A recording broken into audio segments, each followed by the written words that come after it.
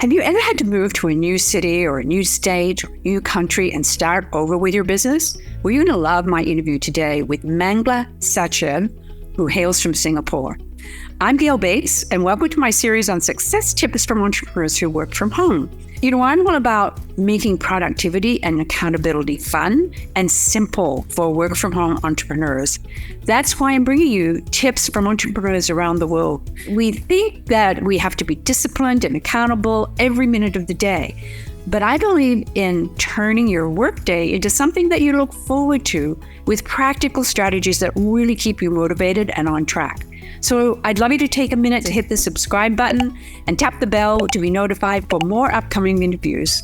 Mangla Sachev, as I says, hails from Singapore, and she's an entrepreneur working from home who has moved around the globe many times, starting her business over from scratch each time. So she says that's a reality for many expats. And with all this experience, Mangla decided to help expats monetize their move. And that's when she started her business, which she calls Expat Business in a Bag. You'll learn how Mangla shows expats how to spot what she calls the untapped niches and add multiple streams of income in growing a successful business worldwide. And you'll learn about her unique goal-setting process and how she gets her energy just from meeting people. And make sure you stay to the end of the video to learn about her fabulous free resource to help you get people on your list. Welcome to this series on entrepreneurs who work from home. I'm so excited to have you here all the way from Singapore. Yeah, I'm super excited. Yeah. So how long have you been in business? Oh gosh, that is a loaded question because I've actually been an entrepreneur since I was 17. I have never had a job. So I've had to start businesses and then I kept moving countries. I've lived in Australia, in Malaysia, originally from London, been out to north of England, Scotland, and now in Singapore. So every place I just started businesses. So that's why it's a bit of a loaded question. Yeah, it is. But look about the experience you have. And that's so wonderful because the business that you're offering now, which is Expat Business in a Bag, helping people do exactly what I did. Exactly. So that's so exciting. So living in Singapore, tell us a little bit about your daily routine. How does that work for you with your business now? Okay. So because my kids are a bit older, I have one son in university and I have a teenager.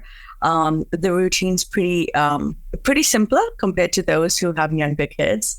So up in the morning, I walk my dog, I listen to a podcast. I come back and journal because I think I have my best ideas in the morning. So I absolutely love to journal. And then I get ready for the day. And each day looks so different from each other because I think I like that variety. Yeah. So, I plan sort of themed days. So no 2 days are alike. I think as an entrepreneur, you probably know the same thing.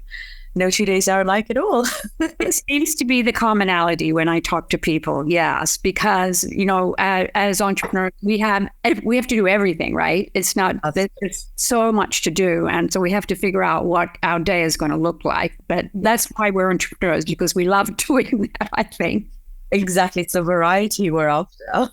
Yes, exactly. And so do you have any time management hacks or tips, or how do you manage your time during, your work week? So I tend to work best in the morning, and I think we need to listen to our bodies because, you can follow like 20 gurus who'll tell you different things. Some people work better at night, some people first thing in the morning. I think you have to really get in tune with what you need and what motivates you. And so mornings are best for me. I get so much more done. So I plan like writing, absolutely love writing. I would do all of that in the morning. And then, when you go to that afternoon slump, so that will be a bit more social media. And then by evenings, I'm just switching off. Yes. And I think that's another commonality is that we learn how to switch it off. Yes. Sometimes some of us want to continue to get the job done, but we have to know that tomorrow is another day. We can get to work on it, unless, of course, we have an absolute deadline. But, we know how to plan around deadlines, right? Oh, absolutely. It's like choosing your top priorities for the day. Once you hit that, Yeah. And then you're done. That's a successful day. Yes. Yes. That's very true. It's a good feeling, isn't it? When you hit those three priorities that you really wanted to get done for the day. Yes. I agree. Absolutely. Absolutely. Yeah. And so how about working at home with your workspace and your home? How does that work for you? Do you have a special office? Do you separate yourself from the family? How does that work for you? So up to a few months ago, I was working out at the dining table. It was just nice to be, right in the middle of the house and just so I could see what else was happening. But once my son left for uni a few months ago, I kind of took over his room. And I really like it because I think I have that separate space. So when I shut the door, that's it, work is over. And so I think for boundaries, it's so much better for me, right? Because And I think that's really great advice for a lot of entrepreneurs, even though some people, it's impossible for them to be able to have a separate room in their house. But I think just setting up a separate space, whether it's in another room, is really important as, being able to run your business without those interruptions, because those, I think, are some of the biggest challenges we have as entrepreneurs, right? Is the distractions and the interruptions. How does that work for you? How do you handle disruptions and challenges in your everyday working life? I think I've gotten better because I'm more disciplined. So what I tend to do is once I start work, put an alarm on for 50 minutes, the 50, that goes off. And then I kind of work at 10 minutes before the top of the hour. I'll go and see what else needs to be done. I usually try in the morning to get some exercise done. So if it's just sometimes just using a jumping rope, going for a quick 10-minute walk. I kind of like that space to just do something else and then come back to work. Yeah. I'd love to say that I'm disciplined and do that every single time, but when I'm caught up in a task and I really want to finish it, I tend to just keep snoozing that alarm. But just having that there feels like I can get real work done as well as other things on my to-do list during the day. Yeah. No, I agree. I think discipline is a really important word for us as entrepreneurs, right? I find myself shifting on what I need to discipline myself, right? Oh, totally. I think you just new things just keep coming up and you think, oh, we're going to get better at that. So that's anything to conquer. Yes, exactly. I love it. So I'm going to switch things up a little bit about how do you as an entrepreneur, and I know you travel a lot worldwide, right? Especially with your business, because you deal with a lot of expats, people who are living in different countries around the world. And I think you just went on a trip, right? As an entrepreneur working from home, how do you collaborate? How do you stay connected? What does that look like for you on the world stage? I think having help. I have a VA whom I absolutely adore her. And that helps a lot because I think it's just helpful to delegate certain tasks that don't need your attention all the time. Right. I'm a huge planner, so I will always schedule things in advance before a trip. While I am traveling, I love to just concentrate on, for social media, I'll just put things on stories because I feel like I want to take my audience with me on my holiday or trip away. Yeah. I schedule a lot. Emails go out. And I'm also mindful of timing. So if I feel like it's school holidays and a lot of my audience are parents, then I slow down certain things. Like I know if I'm not reading emails, they're not. So then I don't put that pressure on myself. So during the summer holidays, I cut down a lot of that, and during Christmas as well. But I do enjoy posting on stories. I feel like I really, really enjoy that part. So I tend to continue with that. Right. And do you have any tech tools that you use in your business, like apps or schedulers or things? Do you know what? I could not stand any tech stuff for the longest time. I was like, I just couldn't get my mind around so many things. I've gotten better. I use a Trello board, which helps a lot. Yeah. But I'm good at old-fashioned pen and paper. I just love that. I have a notes app, to-do lists on my phone.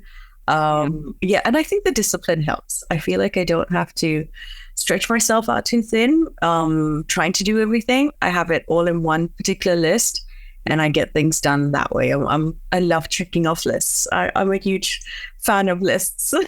Oh, I'm here with you. Big list maker myself. And I also like using the pen and paper, I think, but I think that's kind of old fashioned nowadays. There is a lot of people that use online tools that help. Yeah. But I think as entrepreneurs, we just have to figure out what works best for us and how we manage our time best with we feel works for us. Absolutely. And there's joy in writing. I feel, just using that pen and paper each day, like journaling as well. I just have to write something every day. Yeah. So I love it. I absolutely love it. I look forward to that part. Great. And what about your clients that you work with? Do you find they are more apt to use online tools, or do you think because they're starting new businesses, right? Yeah. I think it's such a variety. I feel I attract a lot of people who love lists as well, who love to be organized. There's like Trello, Monday.com, a few different tools that people absolutely love, and they love scheduling their social media posts as well. It just helps them to just sort of take it off their plate, knowing that that's just going to happen automatically. Right. So I know Metricool is a really good app for scheduling posts. Yeah. And later.com. Yeah, those two are really good. Right. Great. Yeah. I'm sure that people are always interested in little tiny, what people use. And I think that's why I asked that question. It's different. And you always hear something new and something different. And absolutely. So tell me a little bit about how you set goals in your business. Are you someone who regularly sets goals, or how do you actually approach goal setting for you? I absolutely love goal setting. I treat every end of the month as if it's like, New Year's Eve. I celebrate the month. I plan for the month ahead. I have 10-year plans, 5-year plans, 3-year plans, and 1-year plans. Wow. I'm a huge fan of goal setting. And then I like to chunk it down, 90-day plans, and then I work backwards. Yeah. So at the beginning of the week, I kind of know what I want to achieve by the end of that week. And so I break it down to tasks such as money now and money later tasks. Yeah. So money now task would be following up with a client who inquired, perhaps, writing to my lists and putting an offer out there. Whereas money later tasks would include looking for future collaborators to do lead magnet swaps, for instance. Right. So when I have those two tasks clearly defined, I feel it's easier to know what to spend my time on. And so then I don't get taken in by shiny object syndrome or doom scrolling, because I know each task has to fit into one of those two categories. Oh, I love that. That's great. So tell me, lead magnet swapping. Tell me a little bit about how that works for you. So I love writing to my mailing list. I absolutely love that. And I feel that with social media, sometimes we put posts out and the reach is incredible, and other times it isn't. Whereas emails, it's getting into their inbox. Yes. So building up that list is something I do every single week. Right. And I speak to other people who have, not necessarily competing businesses, but something I know my audience would also need. And so I start that conversation saying that, look, I'd love to introduce you to my audience, and would you be willing to do the same? And so we both write to our audience, introducing a free resource that the other one offers. And we go that way. And then we talk about, if it worked really well, then we might talk about future collaboration. So I think it's a great way to build your audience. Yes. And get to know other business owners as well. You explained it beautifully, and that's why I wanted other people who are listening how this is a wonderful way, a different way to actually expand your business and grow your own people, your own tribe. So that's why I was asking you that question, because I do the same myself, and maybe you and I need to talk later about that. Yes, perfect. to me about professional development. You know, you're busy, you've got a lot going on, you travel, you work with a lot of entrepreneurs. Well, what do you do to keep yourself invested in professional development, in helping yourself, grow your business? I absolutely love learning. To me, a successful day is if I've learned something new. And even if I just read for 10 minutes or I listen to a podcast, I just constantly want to absorb all that information out there. Mm-hmm. So I think I love to start the day that way, and that motivates me. Mm-hmm. And anytime I feel like a little slump going on, I know I could always reach for a book or a podcast or a YouTube video. And I know at the end of it, I will feel super motivated and pumped to continue. Right. So self-development is something, I absolutely love the topic. And yeah, it's so important. It's so important. And the best part is because if I learn something new, I can't wait to share it with my audience. So right. I'm always taking something away, but okay, how can this help me and how can this help my audience?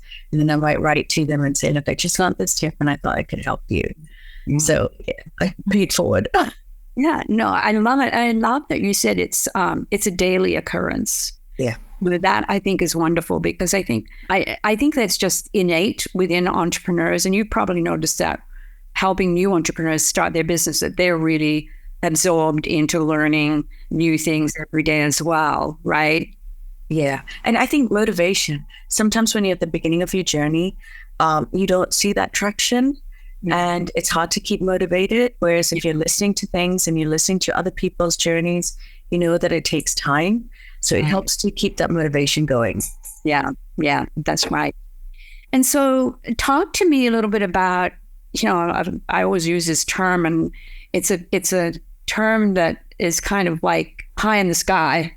It is what I call work-life balance, okay?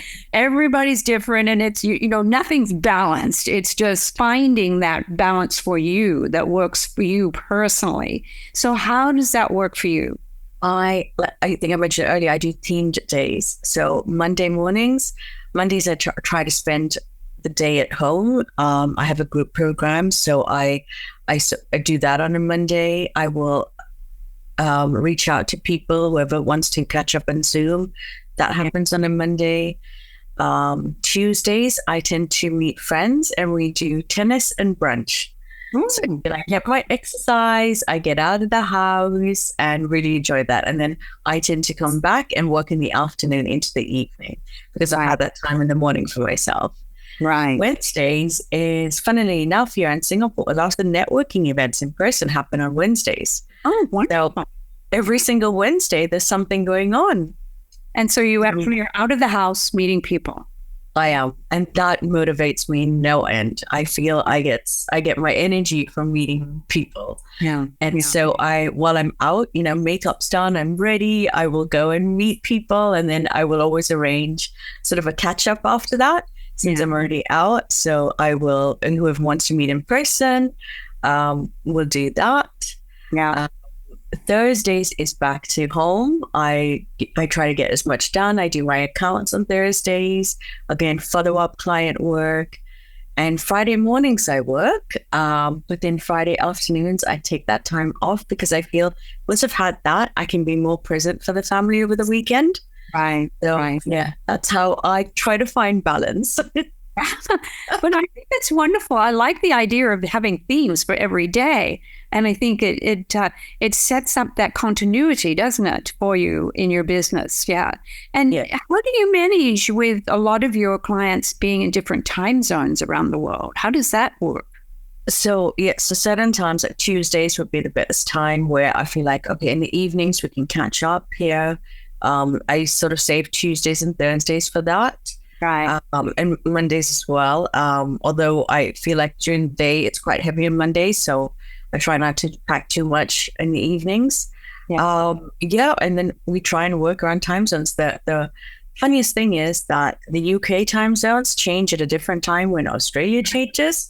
So I feel like I'm constantly checking clocks and have I missed a time? So I go through the same thing. I think in Australia they do they do a half-hour time change. It's so confusing. I mean, the last person I talked to on this series was in Adelaide, South Australia, and I had to look at the half hour rather than on the hour.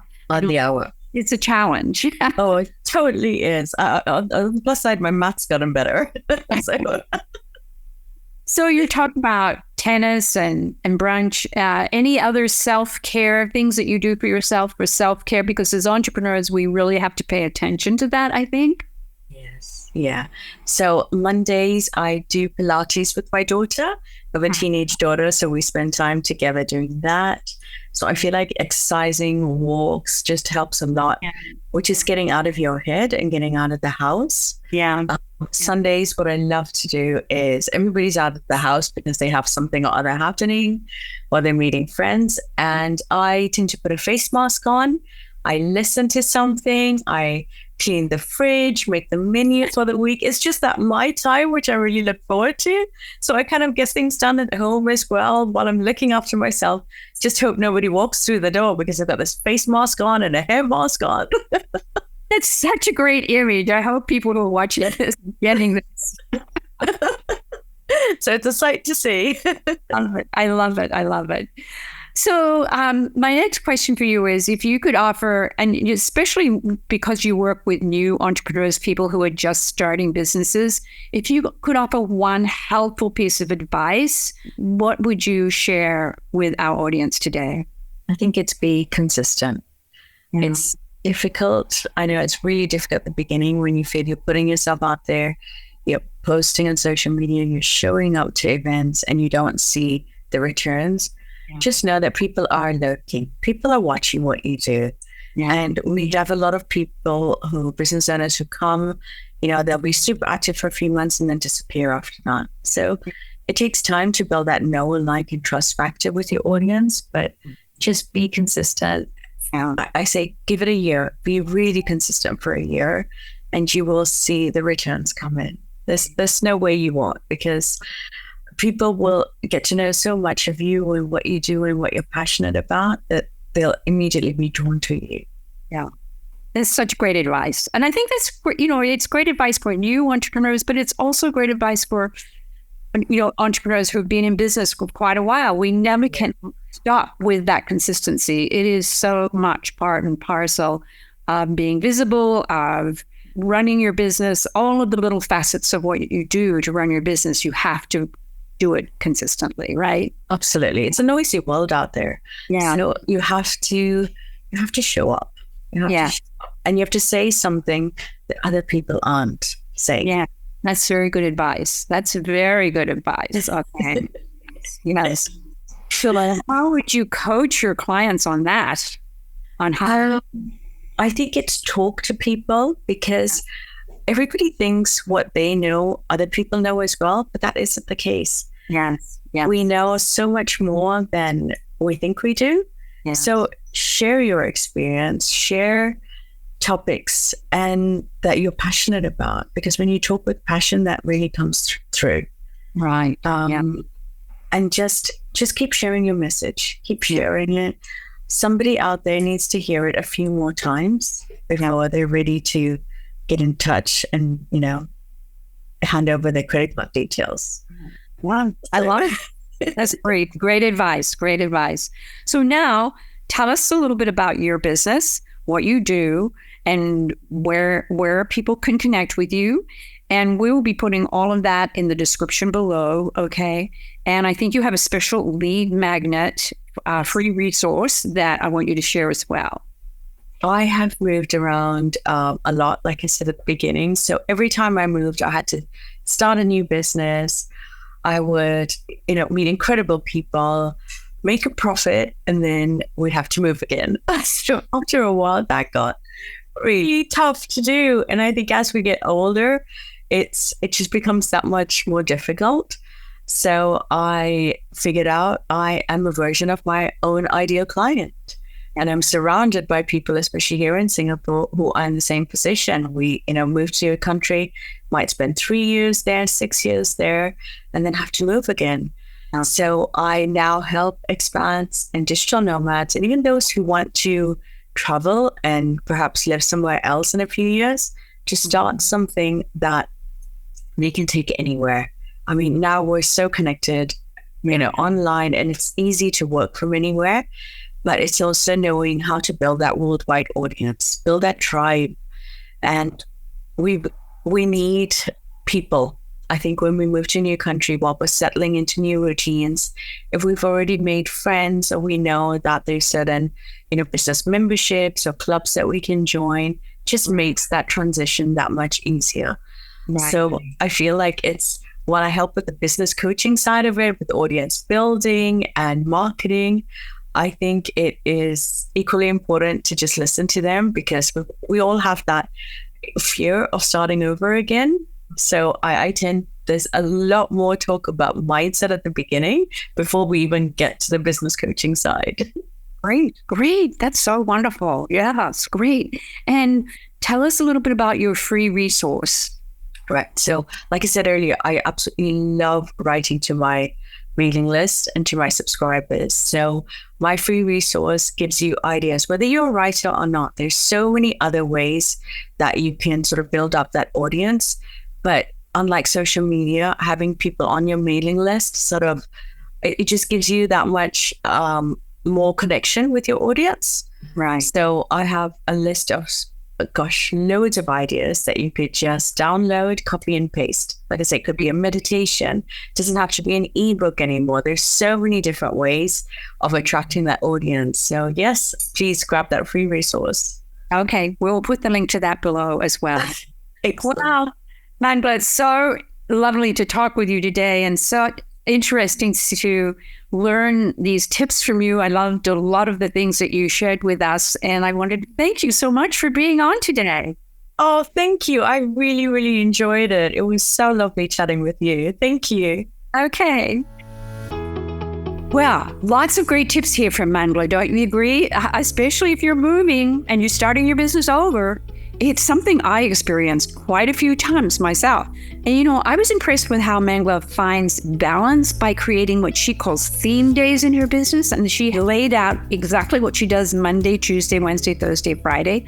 I really thought that was a great idea. And her focus on coaching her clients who had moved to a new country and just being consistent for a year, showing up. Because she believes that when you keep showing up and sharing your message with passion, that someone out there is going to respond to you.